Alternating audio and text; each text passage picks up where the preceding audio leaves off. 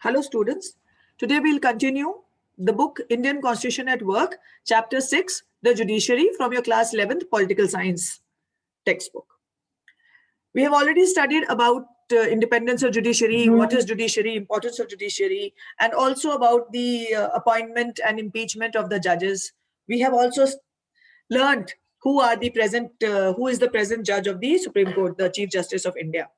Today, we are going to study about the structure of the judiciary and its working.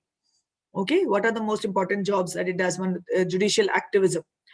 So let us begin. The Constitution of India is the supreme legal document of the country. We have studied that already. There are various levels of judiciary in India, different types of courts, each with varying powers depending on the tier and jurisdiction bestowed upon them. They form a strict hierarchy of importance in line with the order of the courts in which they sit, with the Supreme Court of India being the topmost, followed by high courts of respective states, okay, with district judges sitting in district courts at the subordinate level.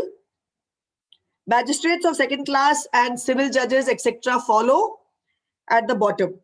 Courts hear criminal cases and they also hear civil cases, including disputes between individuals and the government. So this is how the structure or the hierarchy of Indian judicial system works. Okay. Here you can see this particular picture is from your textbook. You can see over here the Supreme Court of India, its decisions are binding on all the courts. It can transfer judges of high courts.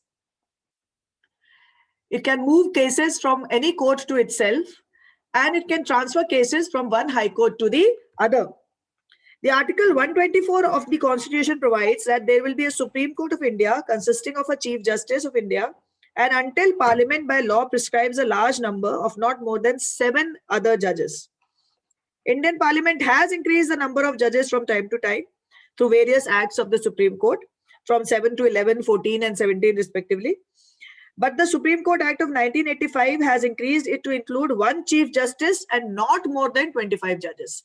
Okay, so the Supreme Court of India has 1 Chief Justice and not more than 25 judges. In 2008, the strength of the Supreme Court judges further increased to 31, including Chief Justice of India. The qualifications, etc., we had already studied in the previous video. Okay. Similarly, it is the High Court. The High Court can hear appeals from the lower courts and can also issue writs. Okay. So according to Article 216, each High Court is composed of 1 Chief Justice and such other number of judges which the President considers to appoint from time to time. The number of judges depends upon the population of the state, its area and workload. Kitni wahan pe log hain aur kitna us pe kaam hai. That is what decides the number of judges. According to a legislation made by Parliament, a separate High Court has been provided in Delhi. So Delhi mein Supreme Court ke saath-saath ek High Court bhi hai. ठीक है? According to Article 217, the President appoints the Chief Justices in consultation with the Chief Justice of the Supreme Court and the Governor of the concerned state. तो इस तरह से appointment होती है. बाकी appointment के लिए क्या क्वालिफिकेशंस है वो हम प्रीवियस वीडियो में पढ़ चुके हैं. एक हाई कोर्ट से दूसरे हाई कोर्ट में जजेस ट्रांसफर भी हो जाते हैं. Constitution bench of the Supreme Court gave a verdict in December 30th, 1981 that stated that the power of the government in order to transfer the judges of the high courts from one state to another is completely legal. So ऐसा नहीं है कि आप जज अगर एक state के हैं तो आप दूसरे स्टेट में नहीं जा सकते. अगर गवर्नमेंट चाहे, गवर्नर्स चाहे तो आपको ट्रांसफर किया जा सकता है. This can be made only in the interest of the public and not in order to punish them. For this purpose, it is necessary to have effective consultation with the Chief Justice of the country. कि मतलब कोई बहुत अच्छा जज है और कोई बहुत अच्छा केस वेस कुछ है, कोई पब्लिक इंटरेस्ट के बारे में कोई बात है, तब जज को ट्रांसफर किया जाता है.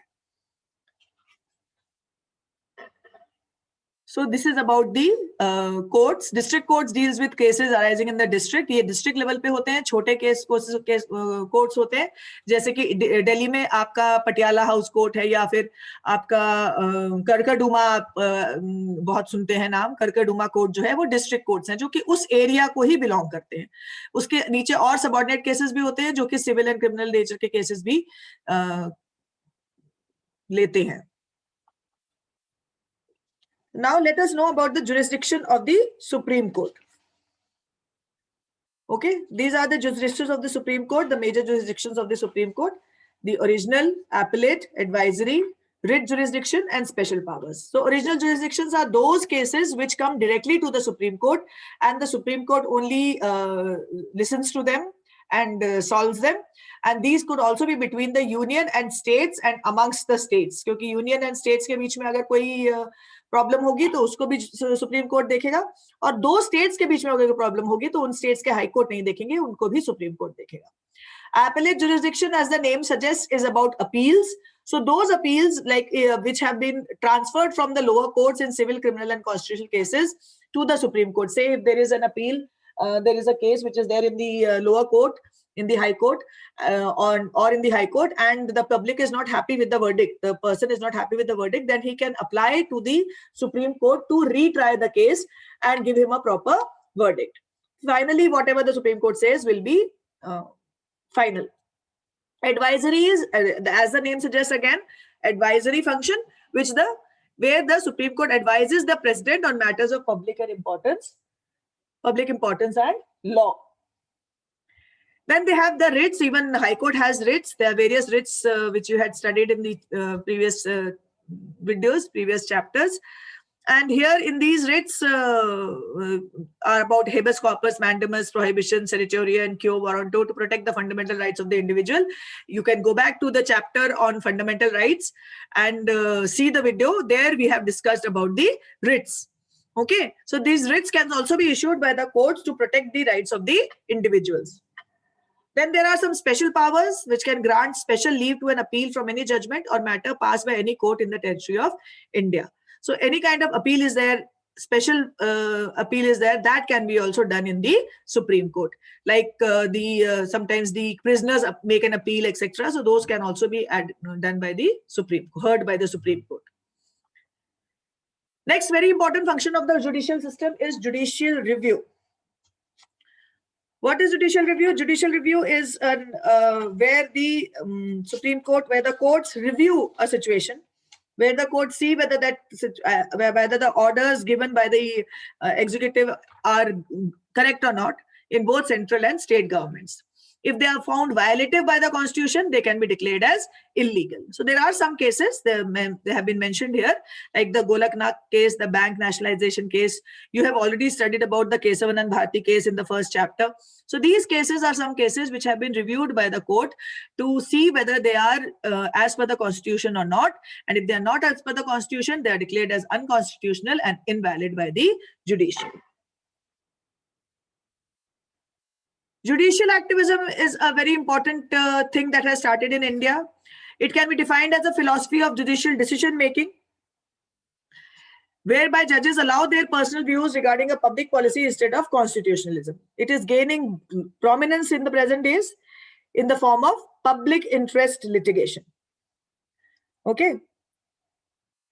So judicial activism refers to the interference of the judiciary in the legislative and executive fields.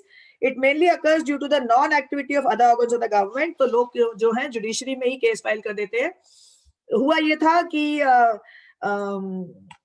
कुछ लोग के पास पैसे की कमी की वजह से या फिर डर की वजह, कोर्ट के डर की वजह से वो लोग जाके अपना केस, कोई भी मुश्किल होती थी, कोई प्रॉब्लम्स होती थी, तो अपने केस जाके कोर्ट में नहीं जा पाते थे. ठीक है, वकीलों के पास नहीं जा पाते थे because and lack of knowledge also, lack of illiteracy also, they used to keep suffering, but they never went to the courts or to the lawyers. So for this, a system was started wherein somebody else could fight the case for them. So maybe some NGO or maybe the police themselves or maybe a lawyer himself who feels that there is a problem happening. So he will file a case in somebody else's name and that case will be put forward in front of the court. Okay, that is how PIL works. So it is filed for a variety of cases such as maintenance of ecological balance, making municipal authorities comply with statutory obligations, for civic communities, for violation of fundamental rights, etc. So it has provided citizens an opportunity to access to law and introduce a public interest perspective. Justices P.N. Bhagwati and V.R. Krishna Iyer have played a key role in promoting this avenue. ये इन्होंने पहला PIL वगैरह किया था और इन्हीं लोगों ने इसको शुरू किया था सबसे ज्यादा, ठीक है. और it is available at a cheaper cost also. And once when that problem is solved, it is not solved for one person only, but it is solved for the whole public. ये एक और अच्छी चीज है public interest litigation की, कि जैसे कि आपने केस कोई फाइल किया कि म्युनिसिपैलिटी ठीक से काम नहीं कर रही है, आपके घर के सामने गड्ढा खुदा हुआ है और बहुत दिनों से वो गड्ढा बंद नहीं हो रहा है, या for any other bigger reason, then that one person only who has filed the PIL will not benefit by it. Everybody who is being troubled by that problem will be benefited by it. जैसे किसी factory के against हमने PIL कर दिया है कि बहुत धुआं छोड़ती है ये factory, there is a lot of pollution coming out from there, or there is a lot of dirt coming out from that factory, it is spoiling the environment, तो वो जो PIL है वो सबके लिए beneficial हो जाएगा. इस तरह से PIL जो होते हैं वो सबके लिए beneficial होते हैं, सिर्फ एक person के लिए नहीं. Okay, as you can read here, public interest to the benefit or advantage of the community as a whole. Litigation means the process of taking legal action in a court of law with the object of enforcing a right or seeking a remedy. So public litigation, ठीक है, public interest litigation हो गया ये. So thus a legal action which is initiated for enforcement of a general interest is PIL. What are the advantages of PIL? The protection of interests of the poor people are getting an opportunity. Widening the scope of fundamental rights because people can fight for it. Makes the government active because अगर वो PIL होगी, लागू होगी, उसके लिए judiciary जो है वो भी गवर्नमेंट से बोलेगी, तो गवर्नमेंट को उस मैटर को लेके काम करना पड़ता है. Disadvantages क्या है? It disturbs the separation of power because the judiciary also enters the government and it also starts doing what the legislature should do. Burdens the judiciary क्योंकि इतने सारे PILs आ जाते हैं, छोटे छोटे मैटर में भी वो जुडिशरी से ही बोलने लगते हैं, हमारे घर की लाइट, हमारे गली का गड्ढा. So these things which the municipal corporation should do, those kind of things also sometimes go to the judiciary for remedy. Judiciary enters into the work of executive and legislature, like we just said, कि they also start doing the work of the executive and the legislature, which these people should do. That work also is done by the judiciary. Okay, so these are the drawbacks of PIL. Now this is a new topic that has been added in the syllabus, that is judicial overreach. So we have discussed this topic in class as well. So when judiciary assumes the roles and functions of the legislative and executive, thus diluting the concept of separation of powers, it becomes judicial overreach. So कई बार अपना ही काम को, जो काम उन्होंने किया होता है, उसी काम को वो overrule करके आगे बढ़ जाती है, that becomes judicial overreach. Unrestrained activism on part of judiciary. ठीक है, आपको जुडिशियल एक्टिविज्म जो दिया गया है, it goes on, it becomes, there is so much of excessiveness in that the judiciary goes beyond its duties or beyond its power, and it becomes judicial overreach. So it is like declaring the National Judicial Appointment Commission unconstitutional as it tried to apply checks on judicial power, highlight the need for judicial restraint in the exercise of judicial review. ठीक है, जैसे कि एक आपका example यहाँ पे दिया हुआ है कि जो imposition of patriotism in national anthem case था, कि जजमेंट पास की गई थी कि even in cinema halls national anthem should be played. So a lot of criticism came up to that judiciary ने अपने ही को ओवररीच कर दिया था, क्योंकि उसने पुराने केस में, उपहार ट्रेजेडी केस में, उपहार ट्रेजेडी एक ऐसा केस था जो दिल्ली के ग्रीन पार्क में उपहार सिनेमा हॉल में आग लग गई थी, and many people lost their lives because of the fire and also because of the stampede that occurred in a full house hall, and the movie that was running there at that time was Border, and Border movie जिसका गाना है संदेश से आते हैं, वो movie चल रही थी, and people had to run for their lives and doors were closed, because of which it was very difficult for people to move out, and all this had happened. And so from then on there was a rule that was made that the doors in the cinema halls will not be lashed from outside. But the present rule that is made of national anthem being sung, there it is said that the doors will be lashed from outside so that nobody can leave the room. तो ये अपने ही rule को आपने negate कर दिया, overreach कर दिया.